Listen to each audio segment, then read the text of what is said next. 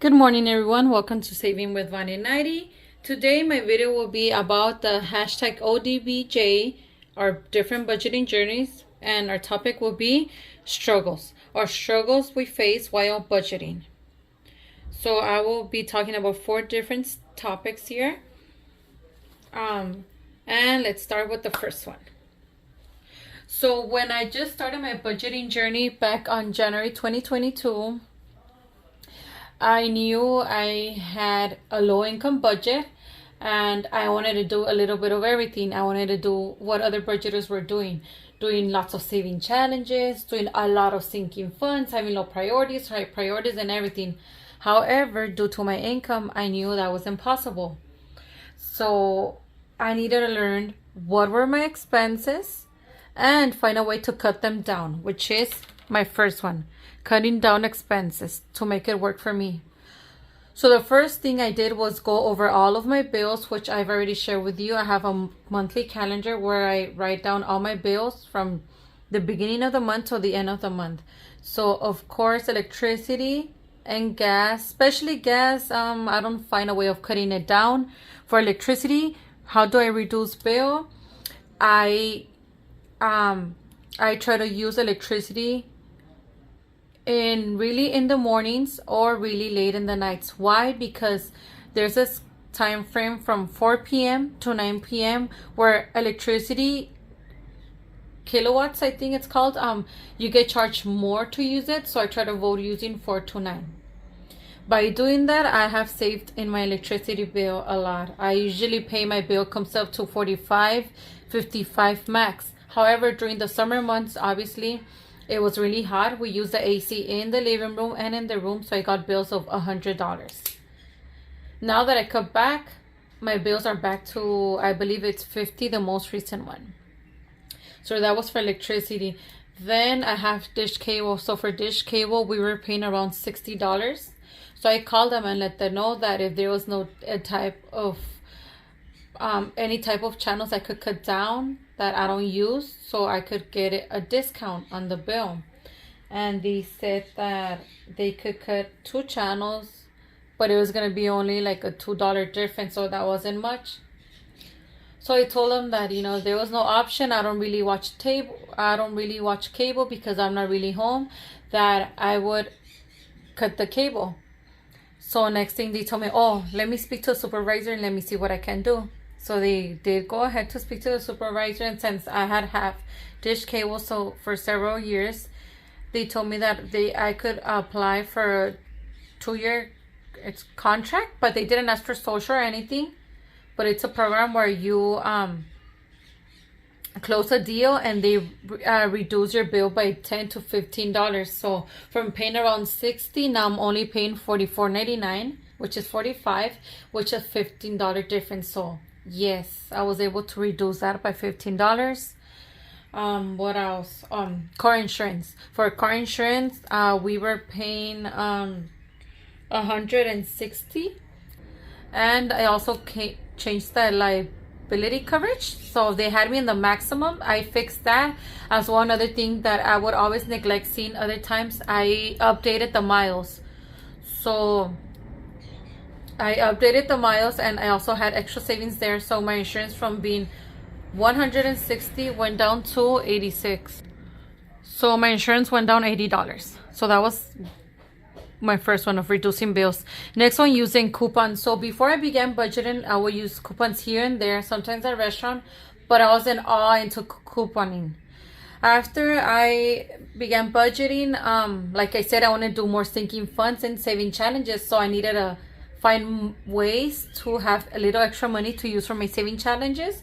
So I started checking every time I mail and saving all the coupons I got. So I saved some for Pollo Loco, Yoshinoya, Jack in the Box. I don't get Jack's very often, but I save those, Burger King, and Carl Jr.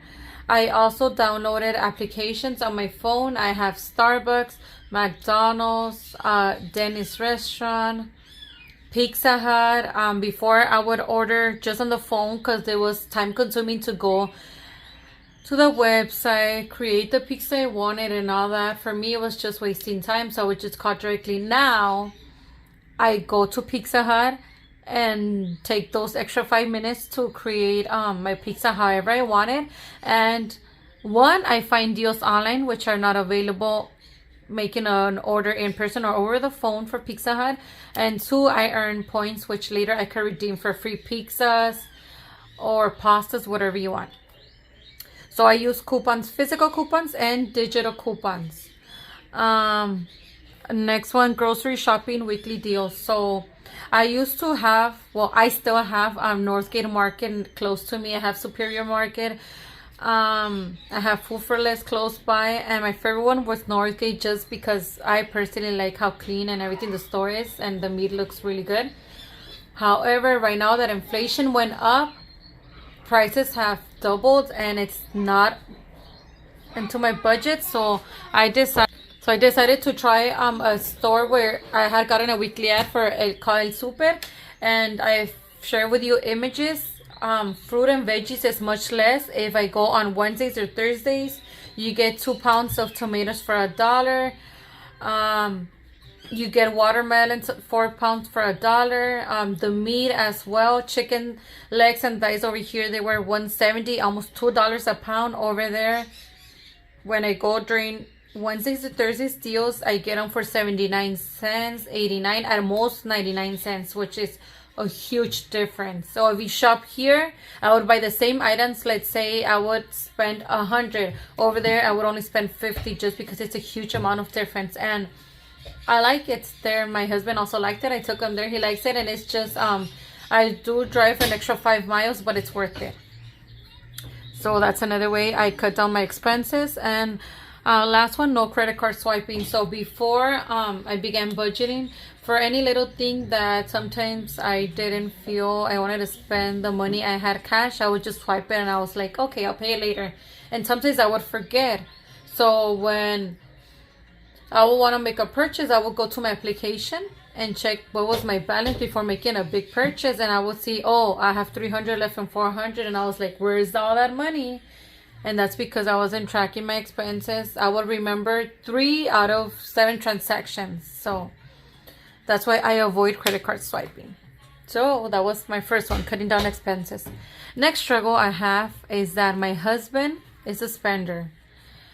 So I've been trying to teach him about budgeting.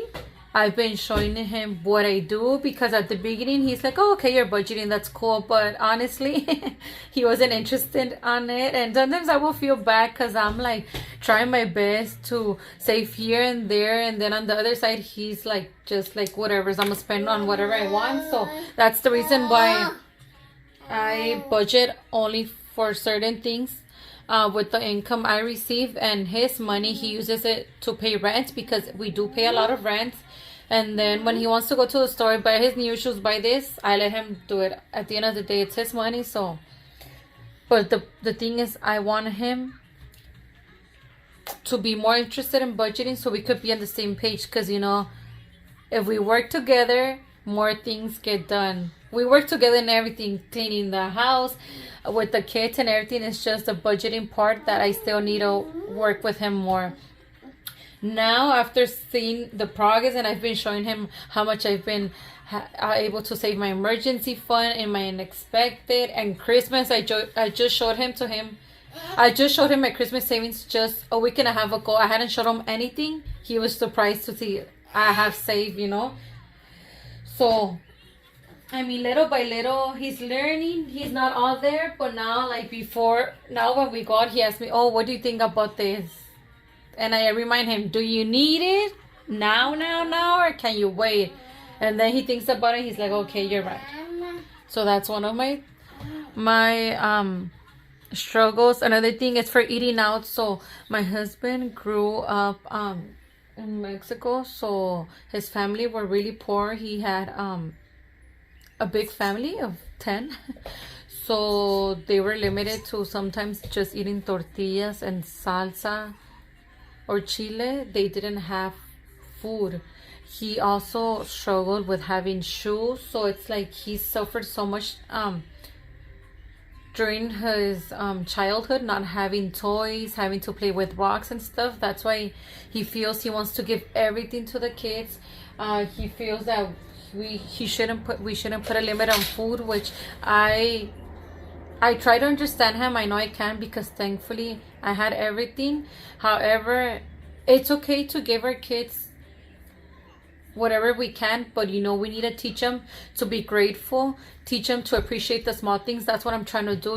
Even though he could, let's not give him all, so they could appreciate the little things, and be grateful. And also, because I've shown them that I like to meal plan, because one is better and it's healthier. I shared with you before that my blood levels have came up before. I had high cholesterol and high triglycerides, and I was scared because I was like, I don't want to develop diabetes or nothing, because nobody has it in my family. So I started meal planning and stuff, and it did help me lose weight. So I've been liking it so much, just seeing the difference on how I feel. So one, it's helping us eat better and healthier, and two, we save money. Yes, it's okay to eat on the weekends, but not every day, like before he would want to buy often. So yeah, so that's my second one. Husband as a spender and trying to teach him to budget has been my struggle, but little by little we're progressing. My third struggle is finding what sinking funds do I need. So I would say everybody doing an emergency fund, doing birthdays, doing vacations, doing travel, doing so many things that it was like so many things that I wasn't sure what to do. So as I showed you on my other hashtag ODBJ video, and you haven't watched it, go check it on how to budget. I did a little spider web, and I just put ideas of what sinking funds I wanted to do. And at the beginning, I came up with birthdays I wanted to do. For sure, I wanted to do an emergency fund. I knew I wanted to have it. I knew I wanted to have a separate savings, just because I didn't want to touch my emergency. Family fun is really important for me, so I added that one. And I just had a general one for the holidays, which is all the holidays, and one for the kids. So I had all the kids together in one simple envelope. So I knew I wanted those. However, I wasn't sure what else to add. So as I kept doing budgeting more and more, and learning more about how to break down my budget, see what was working and not working, that's when I added added my unexpected envelope, because I saw many people were saying that they have medical emergencies or stuff breaking down at their home, and getting their emergency savings down, having to start all over. It's okay to start over, but I was like, if I could have a third envelope for unexpected, it'll be great. That's why when something unexpected comes up, I could pull from that and have my emergency and my savings there without being touched. So I added that. I also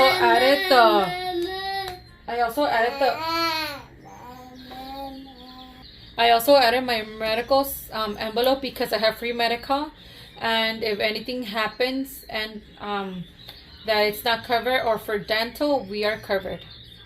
So I jump here. I didn't feature sinking funds, so I added the dentist, so if my son needs braces in the future. For the second one, limiting birthday expenses. So like I mentioned, for birthdays, before we would go all out, me and my husband, we love to dance.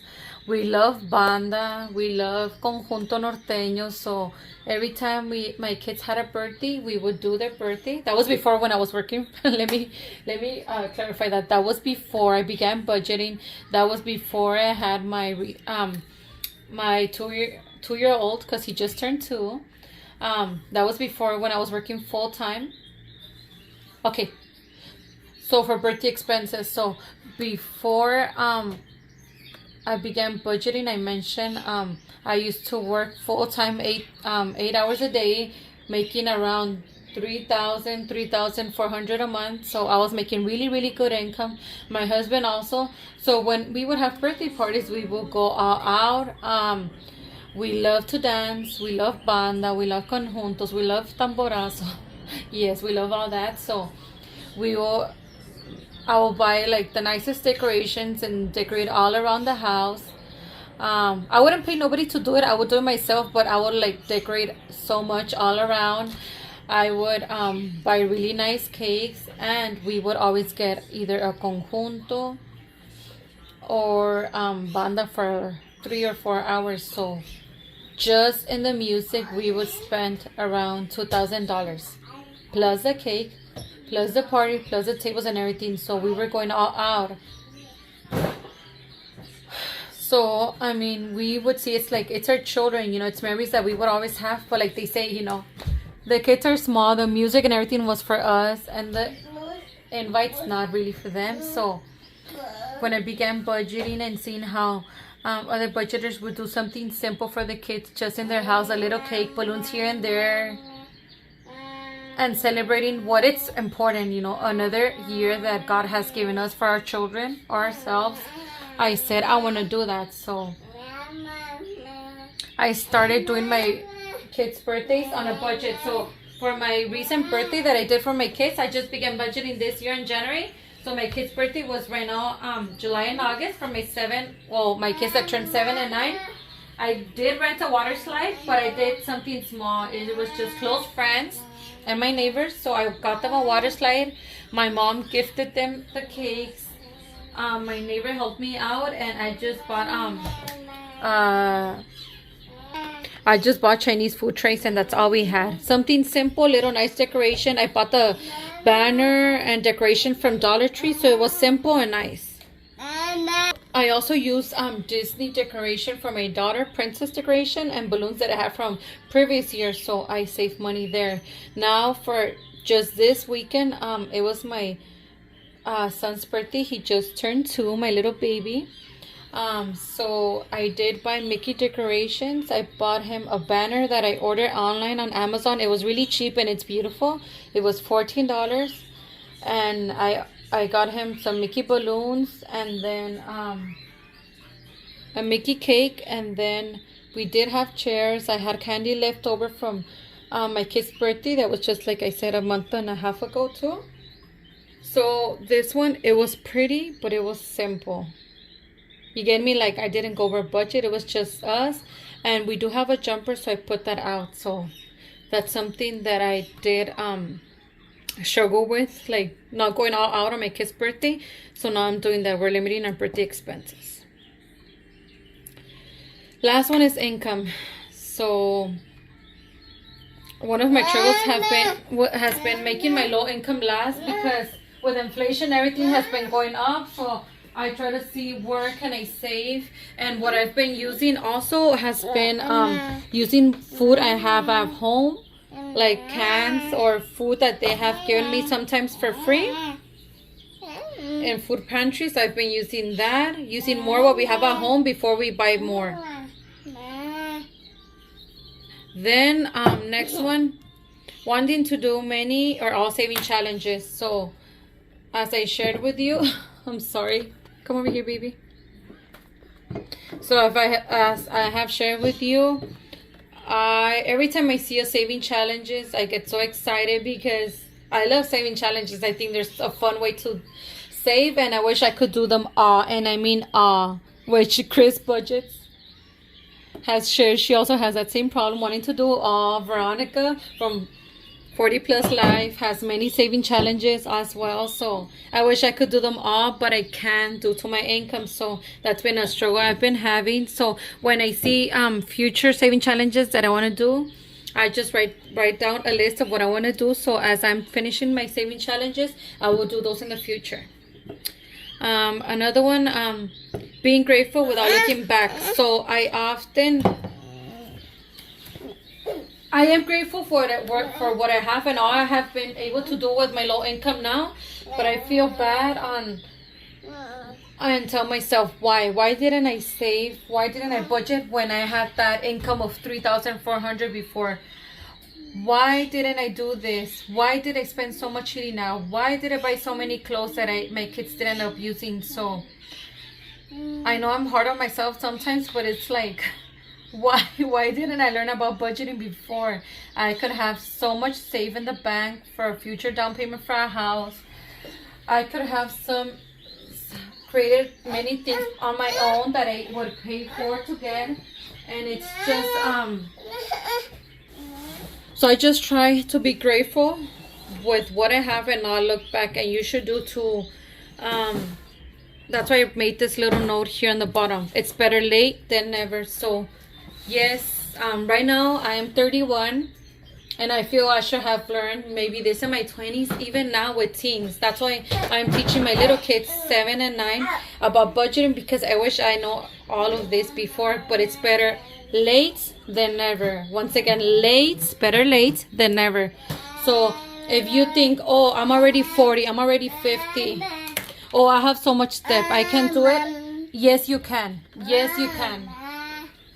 If you have $20 to stuff, do what you have.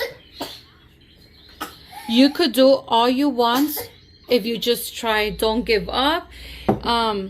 Like I said, it's better late than never. You'll be happy that you started when you look back 3 months after you started. So yes, those were my struggles. I don't want to continue making this video so long. So once again, my struggles were cutting down expenses, having my husband being the spender, figuring out what were my sinking funds, and making my low income last, and being grateful for what I have without looking back. So I hope you enjoyed today's video. I'm sorry I made it long, but I just wanted to share everything that I had to with you guys. Hope you all have a wonderful rest of your day. Bye bye.